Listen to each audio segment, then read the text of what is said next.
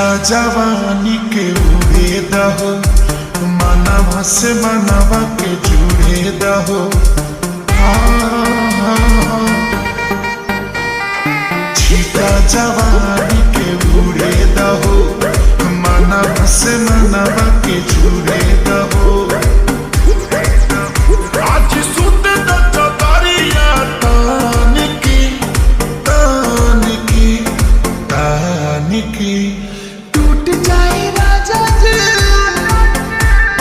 टूट जाए राजा जी पलंग सागवान के, टूट जाए राजा जी पलंग सागवान के।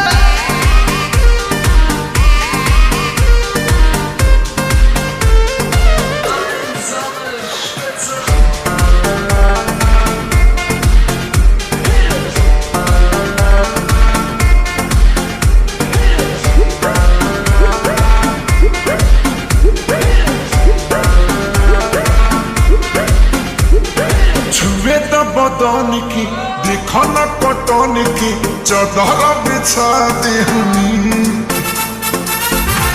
पलंग जी मन पिघलाती हनी, पलंग पर झुलुआ झुलाती हनी।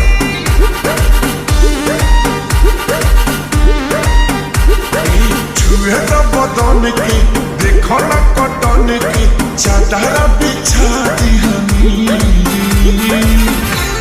पलंग जी मन पिघलाती हनी, पलंग पर झुलुआ झुलाती हनी। परियार बट बेडिया फान की फान की फान के।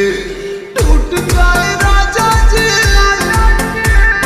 टूट जाए राजा जी पलंग सागवान के, टूट जाए राजा जी पलंग सागवान के।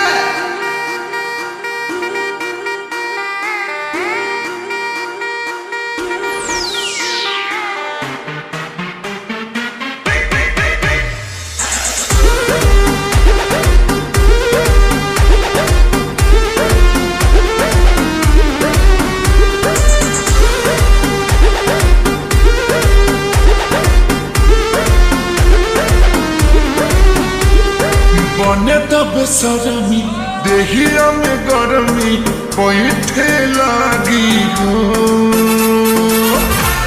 कमरिया ऐठे लागी हो, नस नस पैठे लागी हो।